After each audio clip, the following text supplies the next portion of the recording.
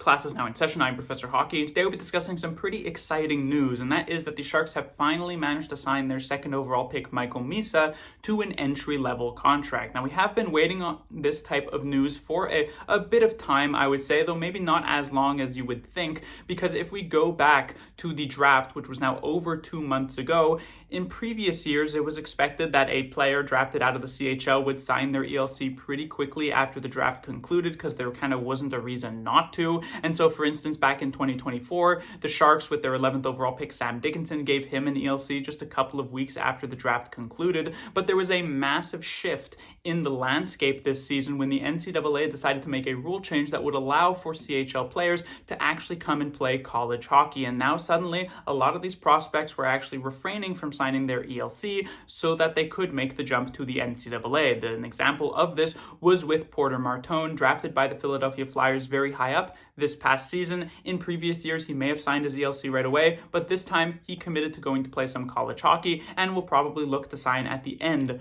of the year. And this was an expected situation as well for Michael Misa. It felt as though that through the month of July, we weren't waiting for an ELC to get signed, but instead we were waiting for word about what school he would commit to for next season, because the NCAA seemed like a very solid destination for him. But the only thing that really came out of July was the rumor that maybe he didn't want to go to college at all and that he wanted to try and make that jump to the NHL, and the Sharks couldn't really force him to sign in the NCAA. And so when August came and went and still no news, it did seem as though we were just waiting for that ELC to actually drop. And indeed, here now 2 days before the rookie face-off tournament begins, a tournament that he is expected to be playing at, we finally do get the confirmation that that contract has been signed. So this is obviously an exciting day for San Jose Sharks fans. While this doesn't fully confirm that he will begin the year in the NHL, I would imagine it is pretty much going to be the case. Very highly touted player, perhaps viewed as the most NHL ready of his draft year of 2025. And so it just makes a ton of sense for the Sharks to at the very least give him a chance in the NHL. However, what this Michael Misa contract does not solve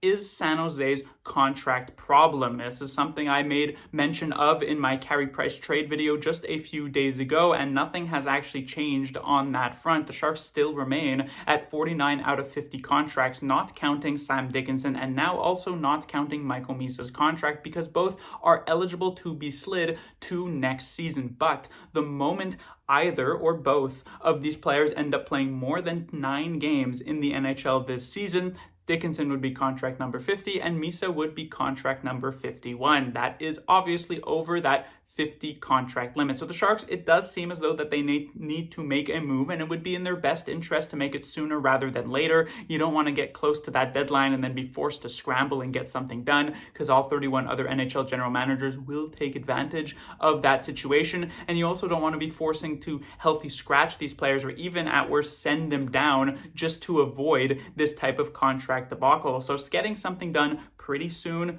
within the next couple of weeks, should be a priority here for the San Jose Sharks. And as I mentioned as well in that Price video, this should have been a situation that the Sharks could have easily avoided, something that was an unforced error by Mike Grier and his team.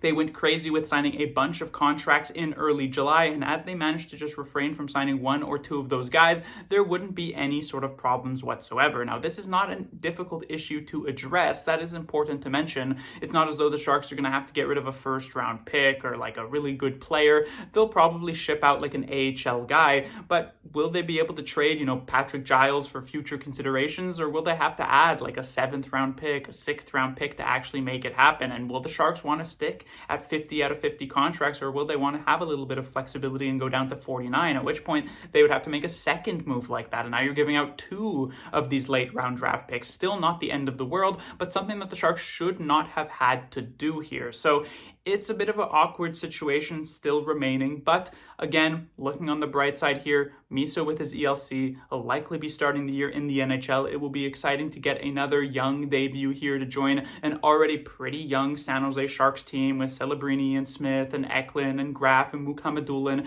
The youth movement is truly sort of not necessarily beginning, but continuing now for the San Jose Sharks, and hopefully Misa is able to find a lot of success here so that he can stick around for the full season. Class dismissed.